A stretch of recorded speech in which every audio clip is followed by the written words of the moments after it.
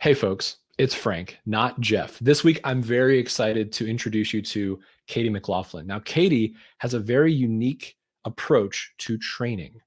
She's seen a lot of toxic and inappropriate things happen when she's worked in the corporate world, and she's taken her drama and acting background and infused it into a very unique approach to building empathy and emotional intelligence within leaders. I think you're really going to enjoy this episode. Enjoy.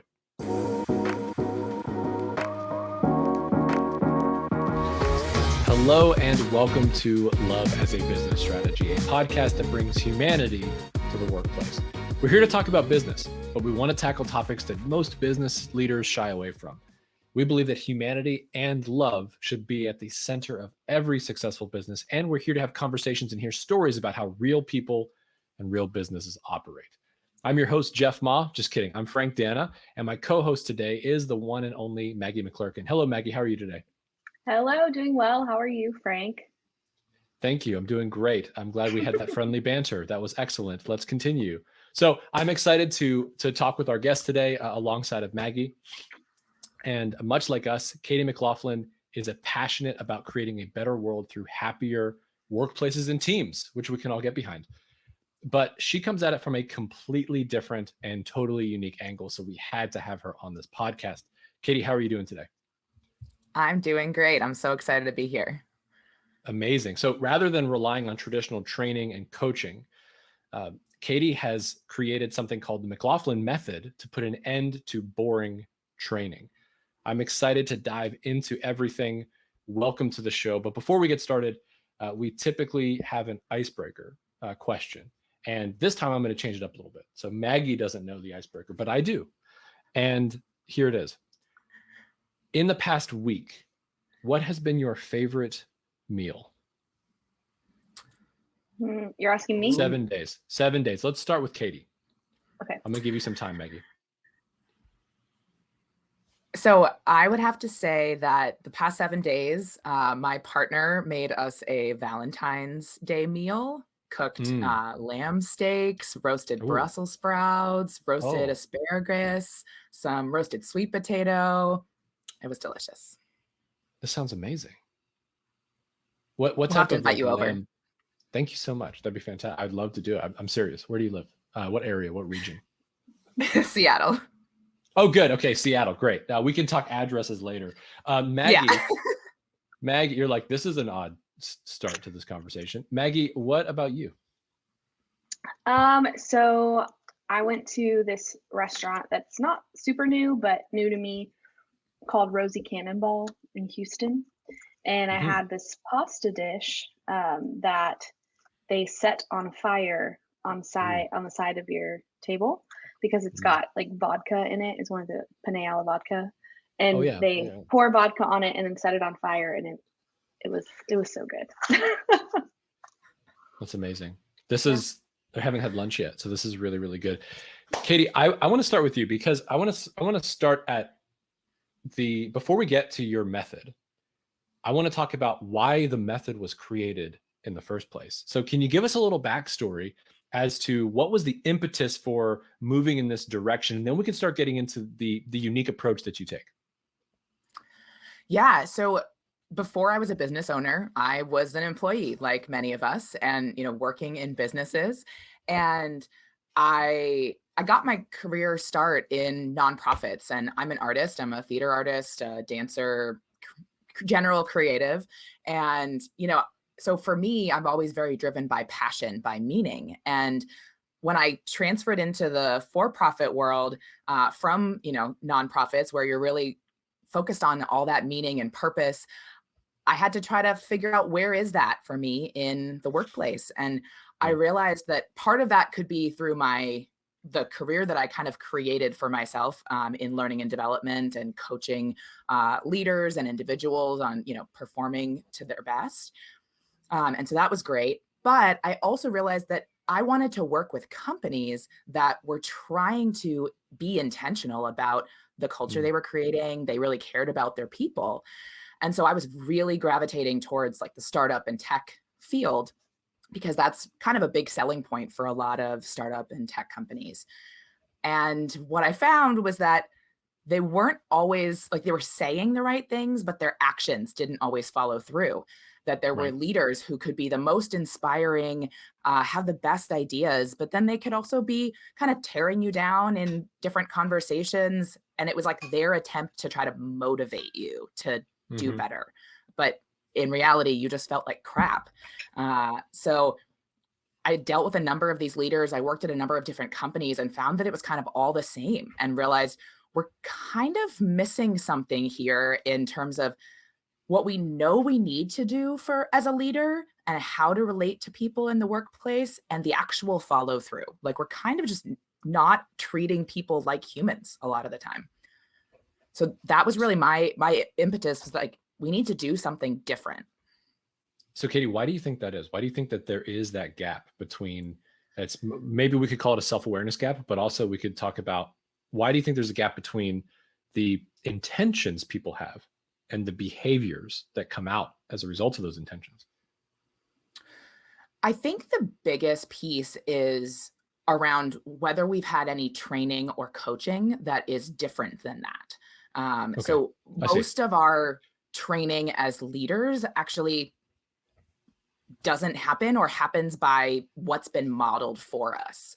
And so when we're responding, or like kind of learning through experience, learning through seeing other leaders and how they treat us, how they treat other people that report to them, other people in the company, that's what sticks. So we say, oh, Mm, well, this person's still the CEO of this company and they act like this. They have all this power. So why right. wouldn't I emulate that behavior? Because that's somehow got them the result of being in power and having, all this control and money.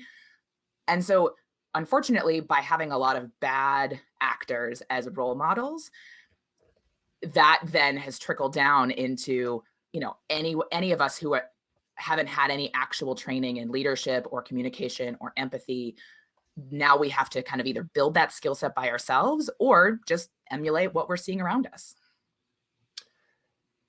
Have you noticed any situations where leaders have seen the need to break out of that cycle of bad behavior, of misbehavior, trying to get to the place of power, and that backfiring on them because the culture of the organization wasn't prepared for that or didn't jive with that? What are some of those examples that you've seen of leaders kind of waking up to that realization and trying to make a positive impact and maybe failing, or making a positive impact and changing the landscape? I'd say that most of my experiences have been the unsuccessful versions where, Right. many leaders have realized, hey, wait a minute, this isn't how what I kind of signed up for, right? Yeah. And they kind of realize that the culture around them is like two-faced, Mm, and they can either continue to be two-faced because that's kind of what their leader is expecting of them. Their leader is still kind of pushing and putting pressure on them. And so you kind of get stuck. I've actually experienced this myself as a leader, where I felt sometimes stuck, where my leader was expecting my team to perform more. And so I had to figure out how to motivate them to perform. And some of these softer strategies around motivation take time to actually like see an increase in productivity. Whereas the notion of fear or micromanaging, or as a leader, I'll just do it myself, right? That it kind of becomes this like weird cycle where, okay, I don't want to micromanage these people. I want to give them the ability to mature and perform and, mm, mm. change on their own. But the work still has to get done because person who pays my paycheck is breathing down my neck. So that means Right. I take on the burden as a leader, Wow. and then I burn out, and then I leave. Mm. This is fantastic. Like so a couple thoughts really quickly. Katie, you're That's a killing the word game. for it. Absolutely. Okay, so the insights are fantastic because I feel like a lot of leaders and managers and people that are working for them or under them in any capacity experience this, right? And so what you're talking about, the culture of the environment, is nothing more than the behaviors that each of us are willing to tolerate. And so Yep. there's a saying by Peter Drucker, right? Culture eats strategy for breakfast. But we have a slightly different saying, behaviors eat culture for lunch, because foundationally, if a behavior is what creates a culture and an environment where people can either thrive or be pushed away from the toxicity, then behaviors become the culture. And as a result of that, that's actually far more important than just focusing on the culture itself, right? And so what you're talking about is this insane long-term impact of toxicity that ultimately gets people nowhere. The outcomes actually aren't as valuable as the leadership thinks they are. Absolutely.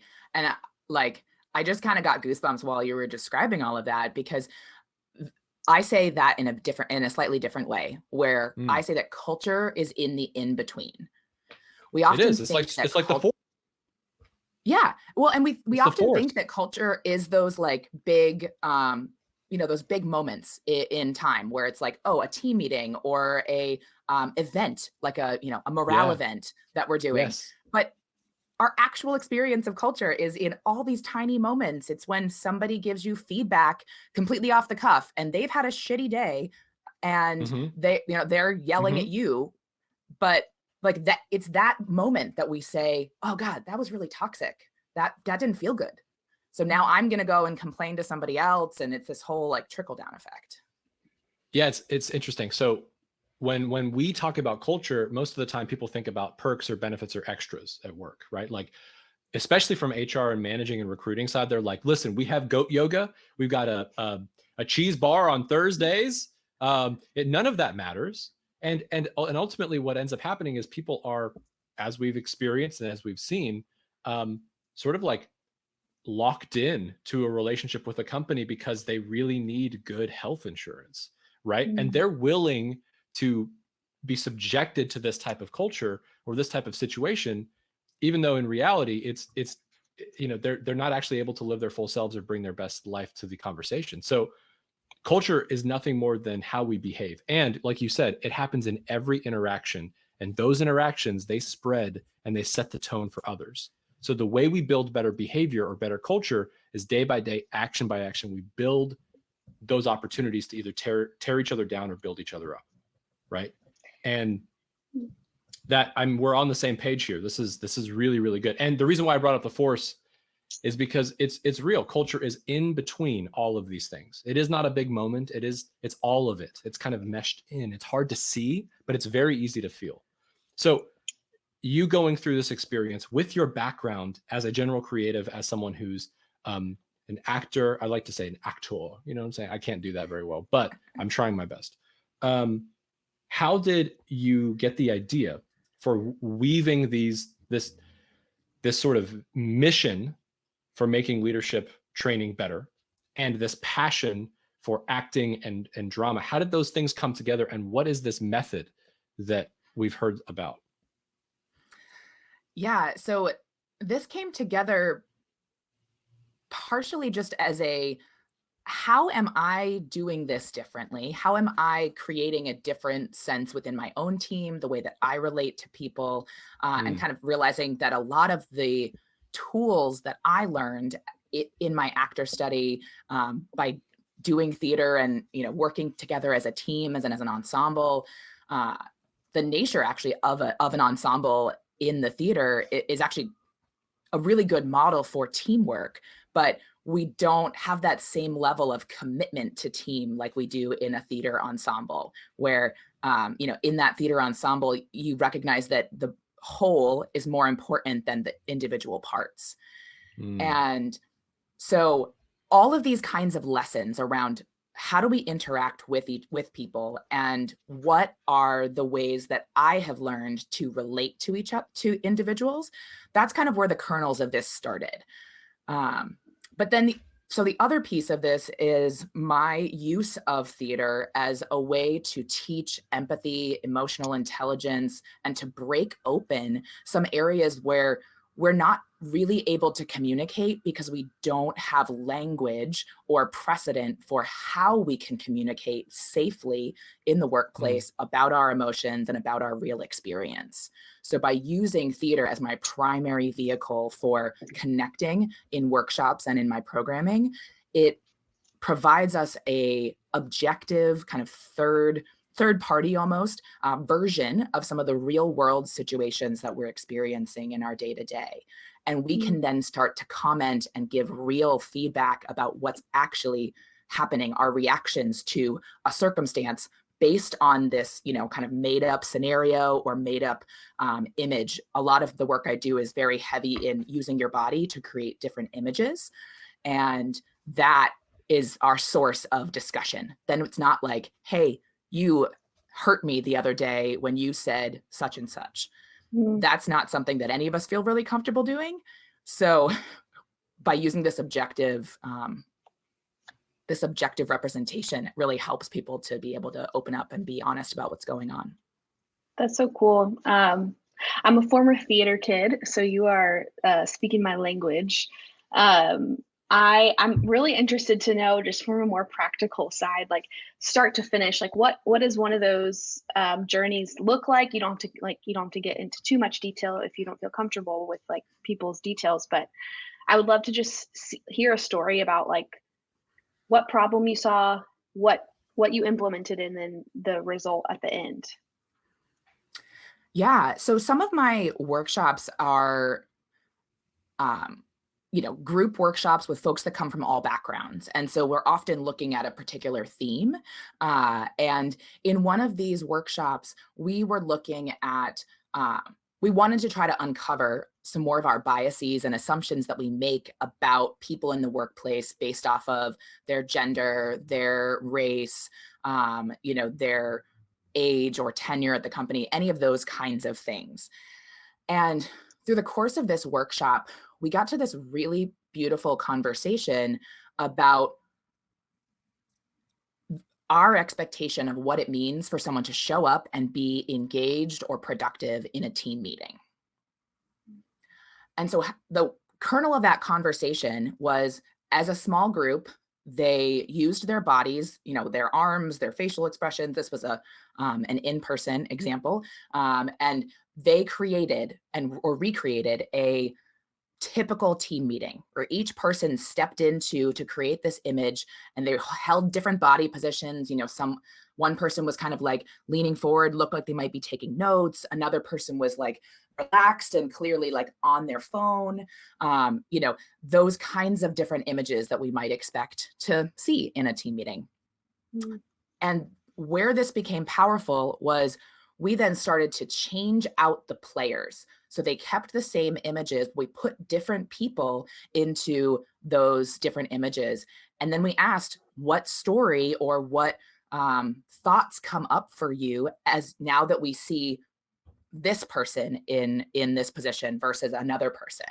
And it helped us to like really identify some of those thought patterns around, well, is there a expectation that the woman who is taking notes is actually, a secretary? Is there an expectation that when, a man is leaning backwards, that he actually is engaged versus a woman, or, things like that. And so even just having that conversation, having the opportunity to articulate and see some of our biases towards what productivity looks like, what does engagement look like, that there were all these beautiful aha moments on people's faces that they could then take back into their interactions with their team members at their workplaces.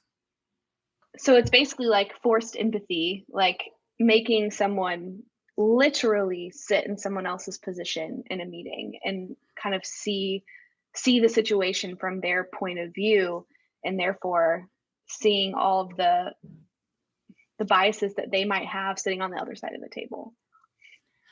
Yeah, and I like to refer to it like it's like empathy on purpose, right? Like we're trying to fast track our empathy skills. And so frequently when we hear us talk about empathy or emotional intelligence in the workplace, a lot of it does relate to talk of, do you actually relate to this topic that somebody else is experiencing? And, can you walk in their shoes? But how do you do that, right? And if you haven't ever had that life experience, so this gives people an opportunity to step into, feel kind of where tension is in your body, feel where, other emotions that might come up for you based on that physical body position. And then you can start to relate and empathize that much faster because you've now had an experience that is similar to theirs. this is a little off topic, but I'm wondering if you've watched the show Station 11 on HBO Max. Okay, well, you should watch it. I'm gonna watch it now. But it's very good. It's very very artistic in the way that it's portrayed. It's beautiful and it's very deep storytelling, but it's not like your run of the mill, like murder happens, we figure out the culprit. It's very like complex. But one of the main themes in it is they are using theater and performing the same play of Hamlet over and over and over again. Wow. Switching out characters and switching out even the theme. Like sometimes they do a 90s grunge theme of Hamlet, or like a very traditional version of Hamlet, and they use that in order to kind of understand their own feelings and perspectives of others. It's really fascinating, and it reminded me of this conversation. So you should watch it. Yeah, no, that sounds awesome. That's amazing. Yeah, I wrote that down too. Thank you. I was going to ask you, you mentioned something about the in-person experience. I'm wondering, how has your approach to this type of experience and these types of experiential, dramatic kind of learning and teaching environments changed virtually? How have you been able to adapt to virtual, and what have you seen in terms of nuance or difference there? Yeah, so with a virtual experience of this, frequently part of what we're also doing in an experience like this with my clients is we are having to break out of this kind of new fourth wall that we have, as this is my little box that you can see when I'm in my video. And so one of the big things that I play with really early on is, what if you got really close to the camera and then got really far away from the camera? And, if you like raise your hands in the air, how often do we actually like raise our hands in the air when we're sitting down, at a Zoom call, just to get people to start to like loosen up a little bit? That's kind of one of the first things, because usually part of the reason to do this kind of work and to bring this into meetings or conversations or workshops that I host, it's about breaking out of the expectations of how you're supposed to be when you're at work, or how you're supposed to be when you're on a Zoom call, because that supposed to be lens is keeping us from actually really honoring the truth of our experience as an individual in the workplace. We have to kind of put on a brave face a lot of the times with our colleagues, with our manager, even if something terrible and devastating is happening. And so part of my work is really about helping people to, expand their perception of how they are even experiencing their day-to-day. The other piece that I'll say with this is that it becomes much harder to create some of these pictures of a typical team meeting or a particular interaction. That kind of relationship is more difficult to create online. But we can unpack our individual relationships or responses to individual stimuli. So frequently what I'll do is I'll ask a whole group of folks to create an image of what they think an engaged employee is. And it's fast, and we all do it at the same time. We can kind of freeze and take a look at like all the different similarities and differences with the different images people create. And then we can see collectively, what are some assumptions that we make around what does it mean for you to look engaged physically on a Zoom call versus, what does it mean for someone to be disengaged, distracted, not paying attention? And so what it does is it gives us opportunities to like unpack kind of this virtual experience while also gathering people from a wide range of backgrounds and experiences that wouldn't be able to come in person to a workshop here in Seattle.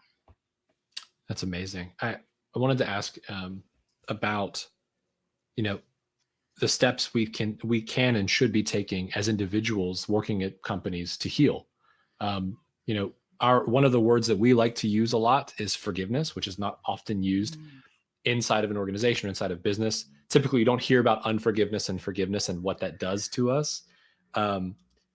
But I'm wondering from your perspective, notice that healing is a big part. And I'm wondering, what are your thoughts around the process and the approach that you can help introduce to help people start on that path towards healing? So this healing component with any person, whether you're a leader or not a leader, you have to start with yourself. And so in any of the work that I'm doing with leaders, my end game is to try to heal a workplace, but I can only do that in the hearts and minds of individuals. And so I always get leaders to start with themselves first and get more in touch with, how are you actually feeling in the workplace? And it's not just how are you feeling in this moment, in this workplace conversation, but it's starting to form awareness of all of the things that you bring with you into that conversation. Now that most people are working remotely where they weren't before, now we have all this like external baggage that is right outside the door, right? And that baggage comes into the room with you, either physically or emotionally and mentally. That strain is there. And it can also include things like other big life circumstances and all of that, how that comes into play. That's going to impact the way that you interact with others, whether you like it or not. And so being a better leader, a leader who leads with love, what I call a deliberate leader, involves being intentional and aware of what you're bringing into a conversation. And are you actually genuinely reacting to the moment and the person in front of you? Or is your reaction mostly made up of other things that have nothing to do with this person in front of you? And I think to piggyback on that, how vulnerable are we in the moment to be able to express that issue, right? Because most often what happens is, if a leader is going through something, dealing with something, and they're unwilling to present that they're struggling with something outside of this little box that I'm in right now, you're going to look at me, if I'm the leader in the room, and say, he's mad at me. There must be something that I've done. Or I'm looking at Katie and saying, oh my gosh, she's clearly upset because of the work that I did. And if leaders are unwilling to communicate the struggles that they're going through because they're worried about being seen as less than or as soft, you're ending up creating an environment where you can't really be honest with each other. And there's not an opportunity to be honest. You end up just being nice, right? And that actually doesn't really add any value. Yeah. And I'm finding, especially in this remote environment that a lot of companies are dealing with, it's a lot harder to like check that baggage at the door because you don't have a door and you don't leave your house, and all of the problems that you have at home are maybe right next to you, right behind you, as you're sitting on this Zoom call. And so, yeah, it's just such an interesting time we're in right now. And I think that something that you were saying, Frank, about this is that embedded in those relationships with like a leader and a person that they lead is a power structure. There's where there's a sense of this person who leads you has more power than you do. Yeah. And we don't talk about these kinds of things, really. So that's why I like to start to bring that up, because when those power dynamics come into play, it builds part of that barrier. And you described it when you were talking about how like, oh, I've got to maintain as a leader this sense of, security, or this sense of like groundedness and evenness. I must maintain that this whole time. Right. And that gives us like a fake wall as a leader. And then as individuals, there's also this barrier of like, well, this person maybe controls my pay, controls my opportunity at work. And so can I have an honest, vulnerable conversation with them about some of the things that are coming up and causing me challenges at work? It doesn't always feel safe. No, definitely not. Psychological safety is definitely broken when power dynamics are used to take advantage, right?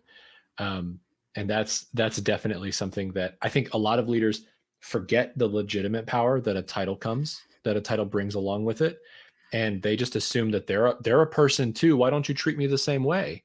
And in reality, if this person is signing your paychecks, unless that leader is willing to take the stand first and showcase that vulnerability first, they're not going to invite people and give them a chance to enter in to be that person who can also say that as well. It does ultimately come down to the leader's ability to showcase it and say, like we talked about at the very beginning, I'm choosing to behave this way so you can emulate that behavior. And I would also say that it doesn't take just one time. That's true. Right? It's not just Yeah. one expression of vulnerability or of realness. That has to be repeated. And we have to build new habits and new Yeah. skill sets that we are able to repeat over time. And so kind of getting us back to like what I was saying before about my work, my first Yeah. action is to help people interrupt that automatic habitual response. And then we can start to create those new habits. We can be intentional. What are those habits I want to be creating? What is the culture I want to be creating during those in-between moments, those different behaviors? It's amazing. I'm wanting to, we could probably talk about this forever. Like, honestly, we're so aligned and so connected on so many things. And this is really, really cool. Maggie, I'm wondering if you have any additional questions or thoughts before we close. Yeah, I'm just one more thing. I just want to know, like, what has been your proudest success story that you've seen thus far in your career? Yeah, I think my proudest success story happened with a one-on-one client. So normally I've done a lot of this work in groups, and honestly, the pandemic and our virtual world has allowed me to experiment with different things, like using this work one-on-one. And those one-on-one aha moments when a leader is like, help, I want to be more intentional. And this particular leader said, I know I go into these conversations where I am trying to, share an update with my team, and it just like goes flat. And then all of a sudden it like goes in a direction I'm not expecting. And then I kind of get condescending and all these things happen. And he's like, I just don't know what's going on. And so by us taking the moment to really map out that conversation, figuring out what's happening on both sides of the conversation, he realized that he was that he had gone into this conversation, first and foremost, not setting the right expectations. So the people who were coming into the conversation had a different set of expectations, and they never got on the same page. And that was where the conflict came from. And his other big aha moment was the realization that he has been in the exact shoes that they've been in other scenarios. Wow. And so it was this like really great empathy moment on both sides. That's amazing self-awareness. I have one final question for you, actually. So I think this may be helpful for some of the leaders out there. How do you present this approach to leaders that want a quick fix, that may have even, if I'm being totally honest, rolled their eyes when they hear this takes a long time to do, right? How do you communicate this approach, this dynamic, unique approach that you are offering to teams and organizations, to people that may be a little bit more skeptical? Well, I mean, first and foremost, I typically am going to work with leaders who actually want to make a change. And they've already identified that their old training or their old leadership training or webinars or whatever content they're consuming about leadership hasn't met the mark. They don't feel more confident when they go in and have a conversation with their team members. They don't feel more confident that they'll know how to meet their productivity goals or performance goals for their team. And so usually they feel like a little exasperated. And so they're like, hey, I want something new. I want to try something different. And the results that I was describing in that one-on-one, that was a single session. And so what I've found is that if I can get people in for a single session, a single workshop, they realize, oh, I got huge aha moments right now. So that now how much more could we get if we work together for a longer period of time? I love it. I love it. So the folks that you're mostly working with are individuals that are starting their sort of behavior change journey. They're starting into that introspective self-awareness journey. And that's really where you're able to say, okay, if you're committed, let's invest in it. Right. Exactly. So Katie, I want to ask you, share a little bit more about what you're doing right now, where people can find you, because I think people are really going to want to know about how to engage with you and even sign up to fly to Seattle. That would be awesome. Yeah, absolutely. So I'm really hoping that in 2022, I will be getting back to doing some in-person workshops that Let's will go. be open to the Let's go. public. I'm telling So you. stay tuned. But the best way to find me is at my website, McLaughlinMethod.com. And I'm also on LinkedIn. I'm posting, content there for everyone. I've got a blog. And then I love being a guest on different podcasts. So I've started to collate those on my website so you can see other kinds of conversations that I've been having with different hosts. Amazing. Katie, thank you so much for your time today, for our conversation about drama, about theater, about empathy, emotional intelligence, and really what it means to change the way training and experiences are done in the workplace to actually get to real results. Maggie, thank you for being our co-host as well. It's been a lot of fun. Happy to be here. Nice to meet you, Katie. Absolutely. Yeah. So as always, thank you to our listeners. Please be sure to check out our book. It's available on Amazon and everywhere else that you might find books. It's also called Love as a Business Strategy. And here at Love as a Business Strategy, we're posting new episodes every week. Is there a business topic you'd like for us to cover? Let us know at loveasabusinessstrategy.com. Reach out to us. And if you like what you heard today, please do leave us a 5-star review, subscribe on Apple, Spotify, all the places. And if you know someone who might enjoy this content, please don't forget to share the love as a business strategy, pun intended. Katie, again, thank you so much for your time. Maggie, thank you again for co-hosting with me. It's been a blast. We appreciate everybody listening. Have a great day.